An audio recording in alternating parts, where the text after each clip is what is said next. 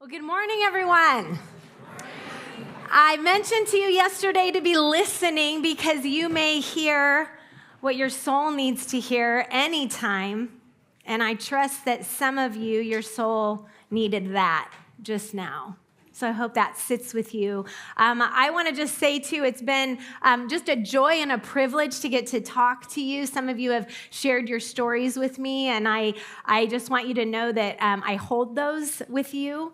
It's one of the really beautiful things about getting to be a speaker here is when I get to talk with you.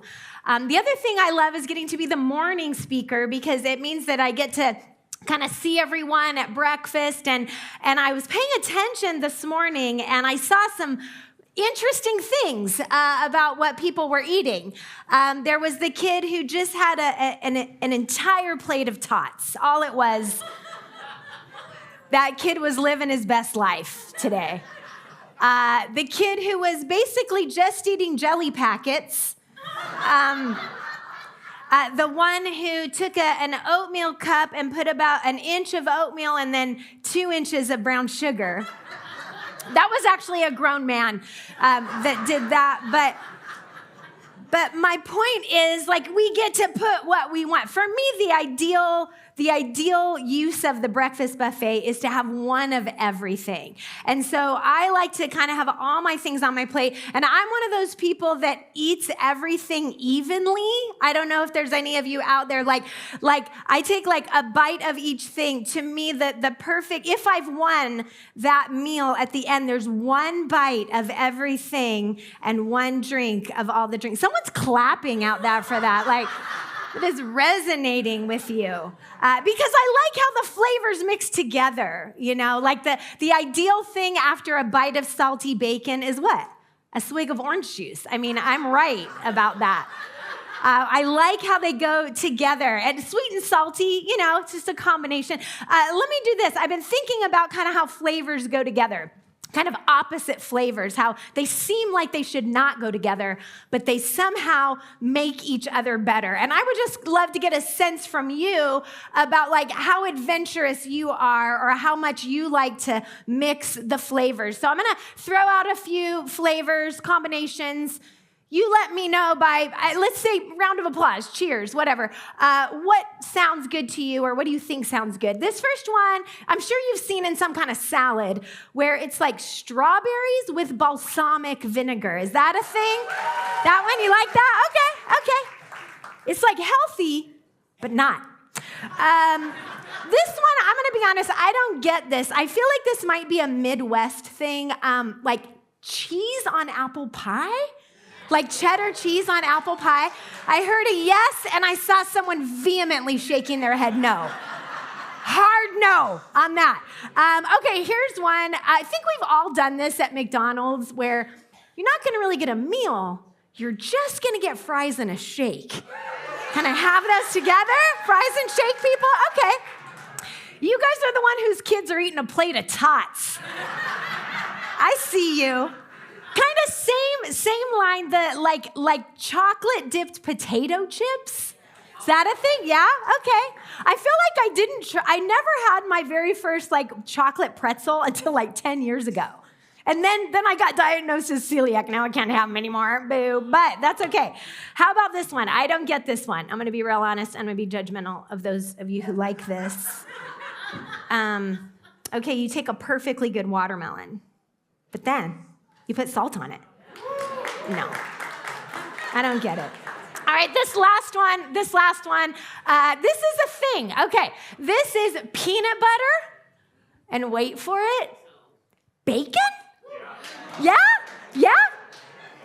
Oh, sure. He's like, sure, I'll try it. Why not? Okay, I like it. I've been kind of thinking about, like I said, these food combinations seem like they don't really go well together. And you know, did you know that it's not really so much about the taste, it's the smell.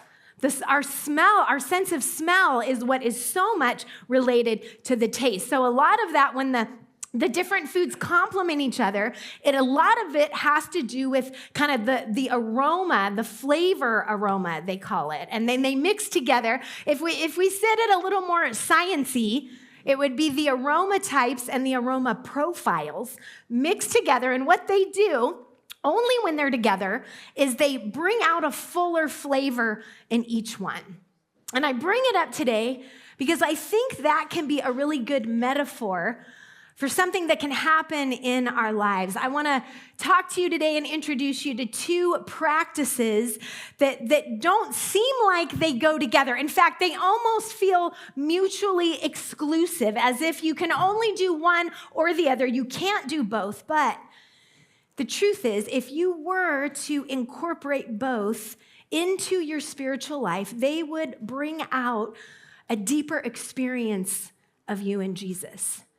They would flesh out and bring a more flavorful time and relationship with you and God. They would enhance each other the way that we're saying that those foods did. I think that if you were to practice both of these in tandem, it would allow you to more deeply experience God's love for you in ways that you might not now.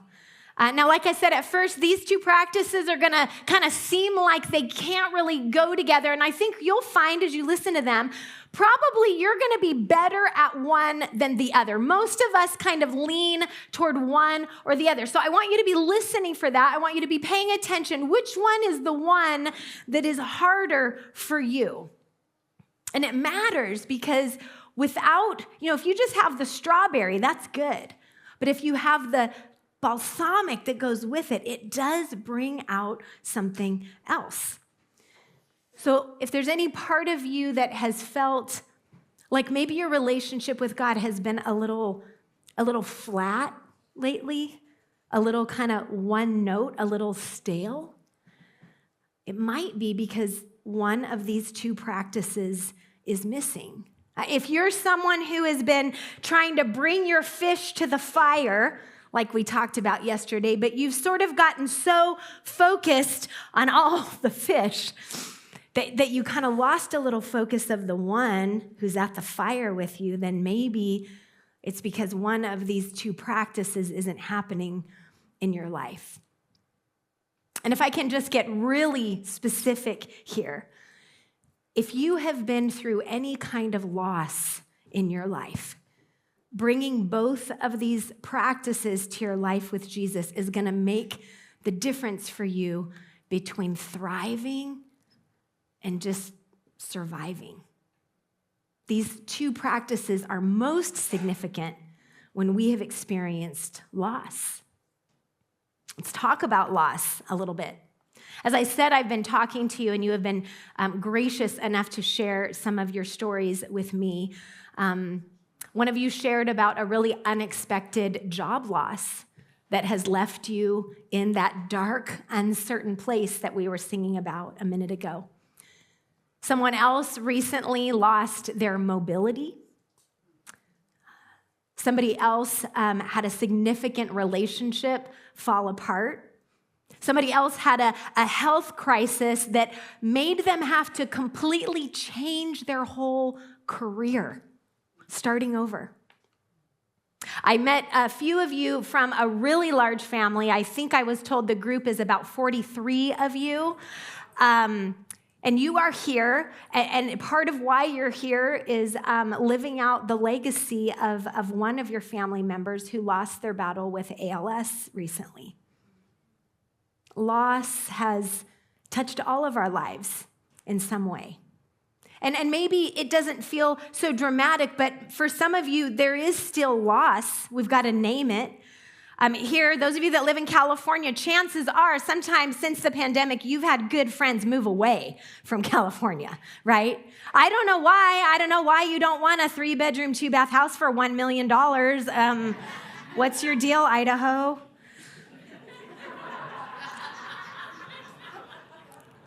Some of us have lost, just in this political climate that we're in, we've lost the ability to be able to be honest, to be able to say what we really might think about any one of the issues without worrying that someone else is going to villainize us or judge us or categorize us or make assumptions about us that aren't true.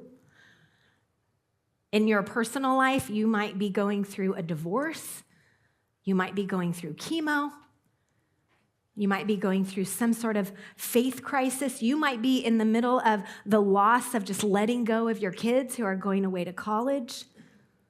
You might be in the loss of a little bit of your independence as you embrace your aging parents who are needing you more. Or you might be in a season where you have had to let go of something not quite so tangible, but a dream, a hope that you had. Maybe you had some momentum going towards something that you think God was calling you to, and for some reason, it has changed and it is gone, and you have lost that dream and lost that momentum. Okay, is that enough? Do we get it? Can we all admit in some way we have experienced some sort of loss? And anytime we have loss, there is grief that goes with it. Last August, my family just got back from an amazing trip where my brother-in-law had a destination wedding. And so we saved up for this big trip and we went, and it was so wonderful. And we came back home just kind of like excited and rested, but also we had some really good family time. And I spent about 2 days, get over the jet lag, did a full day of work, hopped in the car from Northern California, drove to my mom's in Southern California. And I got there about 11 o'clock at night. And when I got there, my brother was there at her house, and my mom was experiencing such excruciating pain that she couldn't walk, she couldn't even stand. So after about an hour of kind of trying to figure out how do we help her, what do, we finally had to have her go to the emergency room. And that night, last August, began a decline that we're still in, that went from my mom being a pretty independent, pretty like actively involved woman in the senior living community that she was a part of, to now being in assisted living where she still can't stand and she can't walk. She can't even turn herself in her own bed that she's in about 90% of the time. And for me, as her power of attorney and kind of her main point of contact, I'm the one on the phone with doctors and the healthcare advocate and insurance companies. Has anyone ever had to work with insurance companies? I mean, that'll suck your soul dry. And on the one hand, like I'm so thankful that I get to be there for my mom and to do this for her. And she's always thanking me for the work that I'm doing. But at the same time, there is a loss. Something has been lost, not just for her, but for our whole family. And if I'm honest, like there's some grief that goes with that. I want you to be thinking about your experience in the current situation that in what has changed that you weren't expecting? In what ways in your life do you find yourself in a place that you didn't want to be, and there has been a loss and you're experiencing a little bit of grief or a lot of grief? We're going to look at someone in the New Testament today who understood what that was like. And we're going to see how she engages in both of these practices that I was telling you about. And we're going to see how both of those practices in her grief brought her closer and deeper with Jesus. And I think that if we can apply the conversation that she had with Jesus to our lives when life throws us curveballs and when we are in unexpected places, that we are going to find that deepening of our life with God as well. This conversation that she has with Jesus is right before Jesus raises Lazarus from the dead. And I've read this story a lot of times, and maybe you have too, but there's something really subtle in it that I think it's very easy for us to miss. We read about these two sisters in the passage, Mary and Martha. The names are probably familiar to you.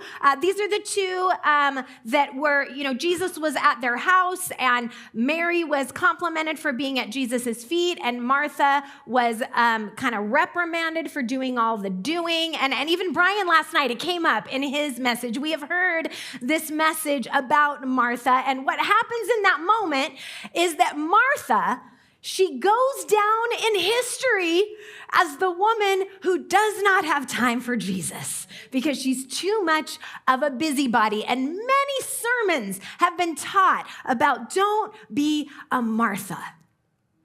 But I gotta tell you, I feel like Martha gets a little bit of a bad rap. I mean, think about this. Like if you were labeled for centuries because of one time when you were really stressed out because Jesus was at your house, I mean, does that seem fair to you? I don't want that. I mean, I make terrible choices all the time, and I hope that people don't like judge my whole character based on that. I mean, not that long ago, I told my daughter, no, I don't have time to listen to the song you wrote. I'm watching TV. What? If that was the only snapshot someone saw of my parenting, they would be like, call CPS. This lady is not a good mom. I've done a lot of things that I would never want to have be the main thing about me, and they're not really the main thing about me. Just last week, we were up in Oregon, and we went to this like college league game, baseball game, and I had something to eat, and it left this really bad taste in my mouth, and so I was gonna get a piece of gum, and as I took the gum, like it dropped out of my hand, and as it did, I had two thoughts at once. One was, that was my last piece of gum, and the other was, I'm still gonna eat that.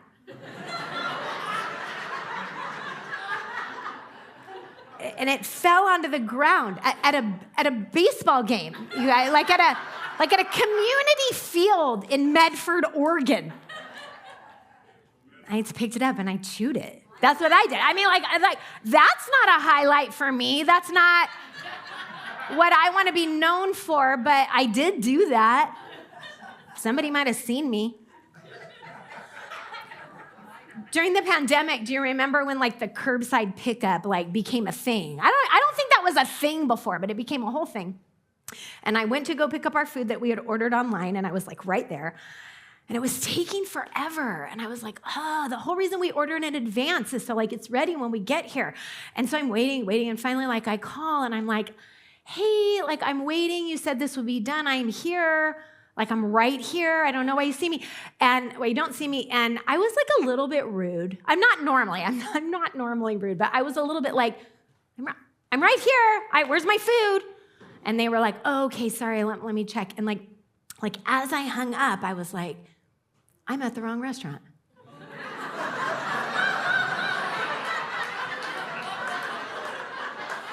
Like there's these 2 Italian restaurants in Livermore, and I always get them mixed up. And I was at the other one, so. But again, like that's not me, really. That's not like a good picture of me, but it is something that I've done. Like I wouldn't want that to characterize who I am as a person, or certainly like who I am as a person of faith. And yet, it's kind of what happens to Martha. Can we admit that? So for any of you who maybe have also felt like maybe she's been a little misjudged, I think you're going to like this today. Because today, we're going to talk about how Martha is the one who teaches us how to do these practices to deepen our life with Jesus, even when we're in a tough spot. Like I said, this is the passage where her brother Lazarus was sick, and Jesus didn't come right away. He hears about it, but he doesn't come right away. He waits 2 days, Lazarus dies, and then he comes. Shocker, we're in John, ladies and gentlemen. John 11. Again, here we back are. All right, John 11, verse 20. When Martha heard that Jesus was coming, she went out to meet him, but Mary stayed at home. Lord, Martha said to Jesus, if you had been here, my brother would not have died. But I know even now, God will give you whatever you ask. And then a little bit later, Mary comes. This is verse 32. When Mary reached the place where Jesus was and saw him, she fell at his feet and said, Lord, if you had been here, my brother would not have died. Kind of the same thing. And what I want us to notice right away is that they both express grief. They both express grief. Neither of the women hesitate to tell Jesus about their disappointment. And I'd even go so far as to say, to tell Jesus about their disappointment with him. Like they complained to him about him. You weren't there. Why didn't you come sooner? If you had been here, he wouldn't have died. But Jesus, you weren't here. Jesus, you let me down.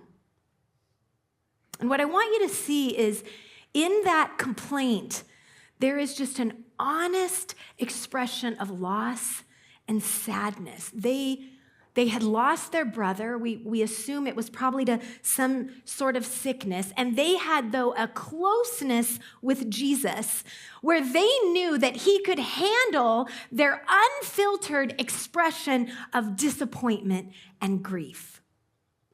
Now, in their Jewish tradition, the practice of lament actually has a very high value. They practiced lament. There's a whole book on it, Lamentations. I don't recommend reading it. But for both Mary and Martha, what they're doing is they are verbalizing their loss and how they feel about it to Jesus. And what you've got to know is that was very normal for them. And my question for us this morning is, have you expressed your grief to God? Have you intentionally and specifically shared with God about your disappointment, in your loss, in what has changed? And that can mean anything. That could even be when you've lost something and something new has come in its place and you know you should be grateful, but also,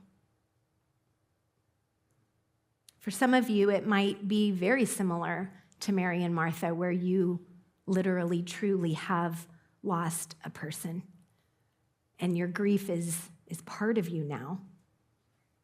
For others of you, it's much less tangible. Again, it's some momentum that you've lost. It's maybe some independence that you've lost. And others of you, maybe the thing that you think of, it feels too small. It feels like this should not be causing me grief. I should get over it, especially when you compare yourself to other people who truly have lost something big. But here's what you need to know. No matter how big or how seemingly insignificant your loss is, hear this, it is okay to name it as a loss. It is okay to be disappointed. It is okay to lean into your sadness a little and to accept that it has impacted you. In fact, I believe that Jesus welcomes our honesty about our disappointment. I believe that he welcomes and can handle our anger about what we've lost. And I think for some of us in this room, it's hard to kind of wrap our minds around that being okay. That deep expression, that unfiltered expression. It feels like a little bit of a slippery slope to those who have been taught that complaining is a bad habit or even maybe a sign of spiritual immaturity.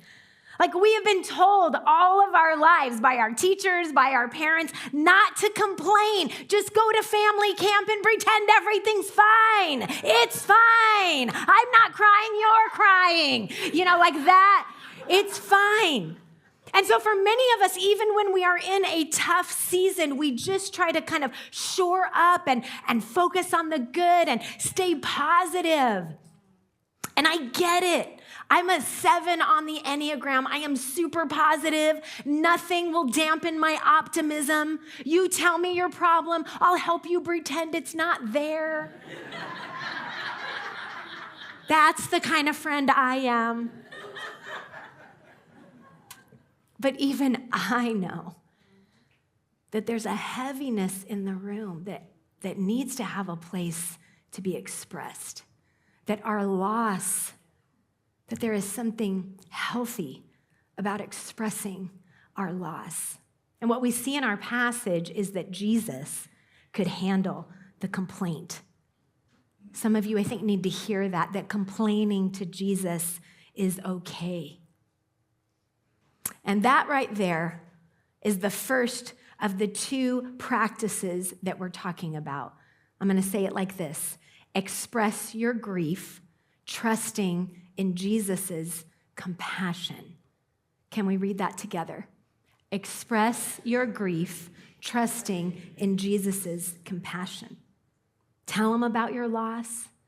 Be willing to admit your disappointment.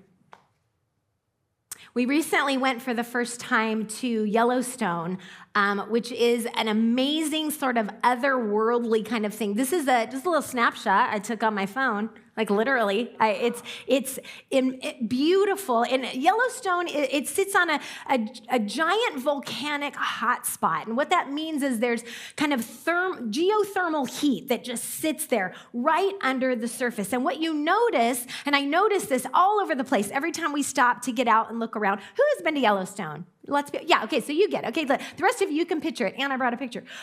When we would get out, you would just see sort of steam coming up through different cracks and fissures. And so you could sort of just see it coming up, and there would be hot springs, and it was just kind of coming out a little all the time. That pressure, that heat, the steam building up and just letting itself release. And to me, this is kind of a really good picture of what it looks like when we have an ongoing practice of expressing our grief, releasing our grief. It rises up and we release it. We say it. We name it. It rises up. We say it. We name it. We own it.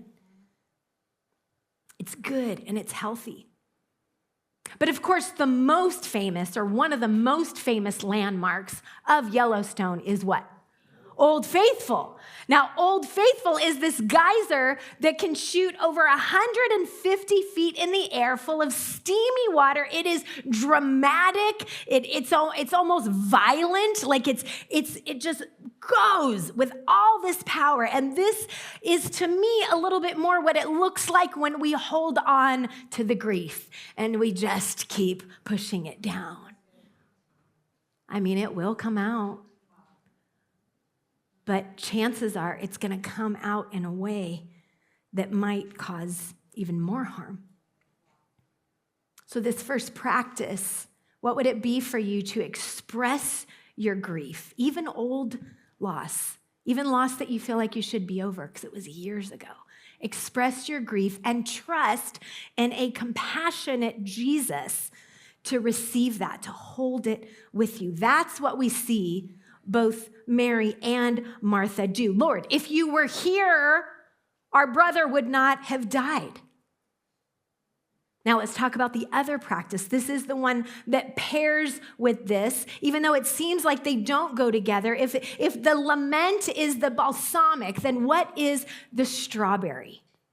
All right, well, let's look again at what Martha says to Jesus, because like I said, she's the one.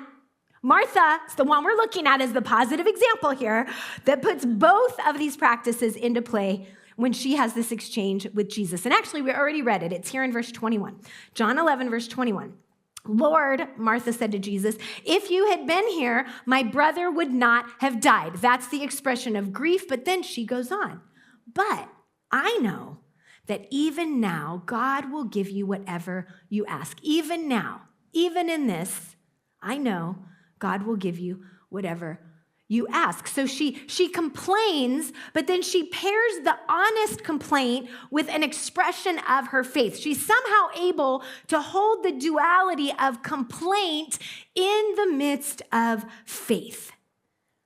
The bitter balsamic and the sweet strawberry.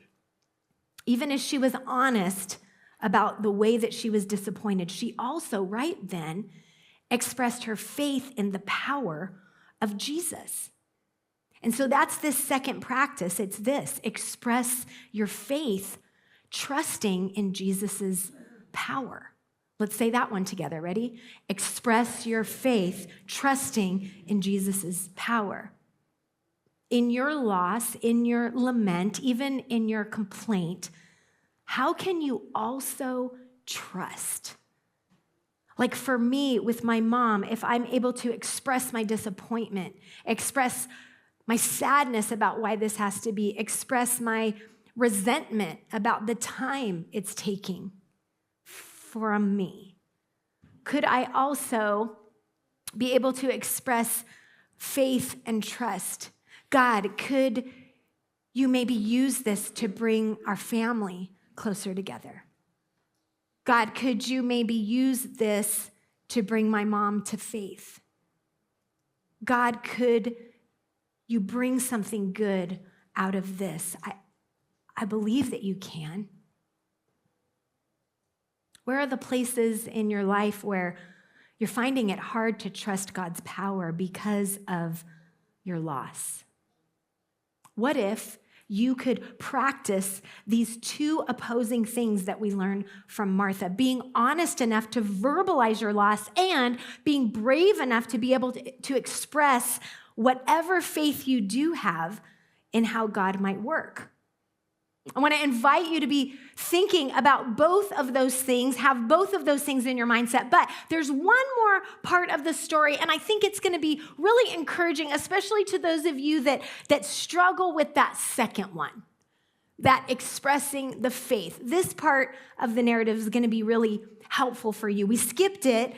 We're going to go back for a second. After she expresses her trust, and she says, "But I know whatever you ask, you can do," Jesus said to her, "Your brother will rise again."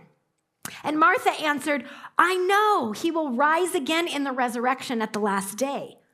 And Jesus said to her, "I am the resurrection and the life." There's that I am statement that Brian was talking about all over John. I am the resurrection and the life. "The one who believes in me will live even though they die. And whoever lives by believing in me will never die." He looks at her and he says, "Do you believe this?" Martha says, "Yes, Lord, I believe that you are the Messiah, the Son of God, who has come into this world." Okay, what is happening here is that when Martha expresses her faith to Jesus, that she knows that whatever he asks, God can do, she's not really expecting Jesus to bring Lazarus back to life. Do you see that? It's more of like, yes, I trust you that someday in heaven, we will all be restored. And then Jesus is like, "I am the resurrection and the life." And again, she's like, "Yes, I believe you." And then let's skip ahead to verse 38. Jesus, once more deeply moved, came to the tomb. It was a cave with a stone laid across the entrance. "Take away the stone," he said. Get this. "But Lord," said Martha, the sister of the dead man, "by this time there is a bad odor, for he has been in there 4 days." All right, let's not miss this. Martha, she expresses her faith in Jesus. "Lord, I believe that whatever you ask, you will receive." Yes, Lord, I believe you. But then later, when Jesus is like, "Yeah, let's open the tomb," she's like, "Whoa, whoa, whoa, whoa. He gonna stink."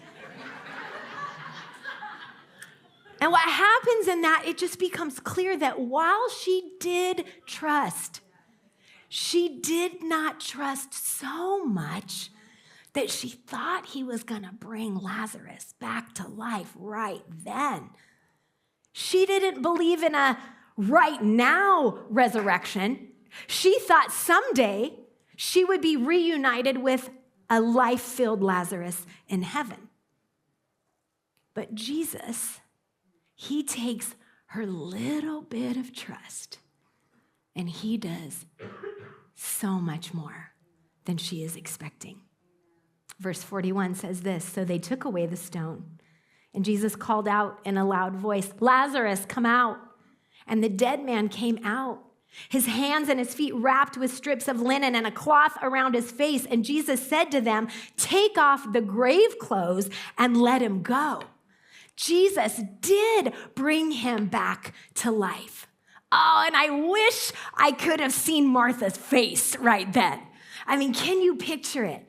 What I imagine is that she and Jesus make eye contact.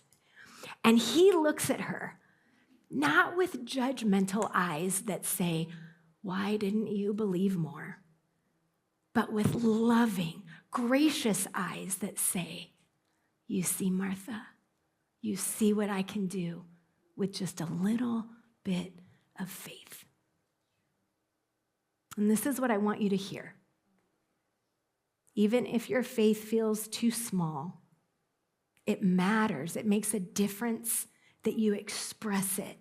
Whatever amount you can, express it, say it, even when you're still feeling the sting of the loss and your faith feels way too small. Jesus can do so much more than you imagine.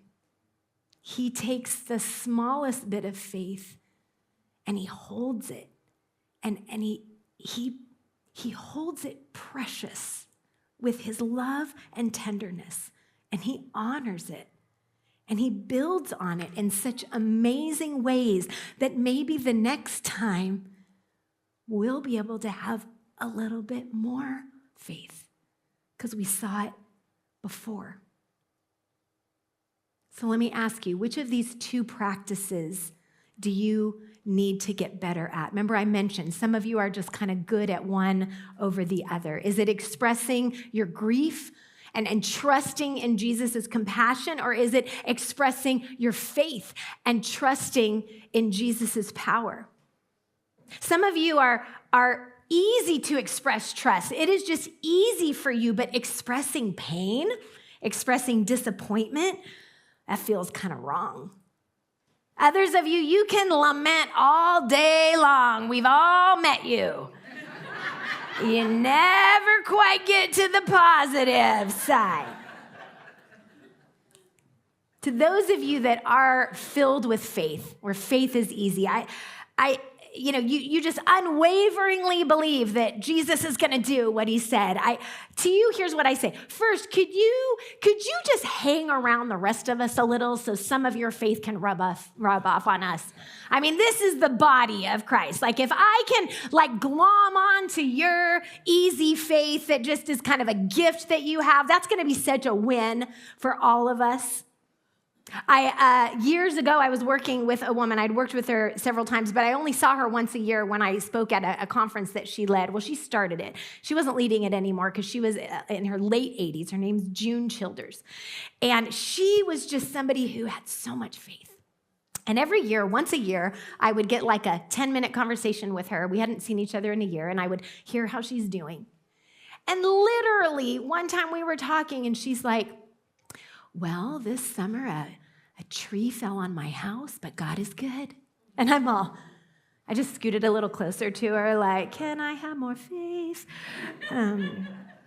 So for you, where faith comes easy, expressions of faith are very natural for you, what would it look like for you to practice expressing your disappointment with God? What if you took time today, and even if you could name one place of loss, one area of grief.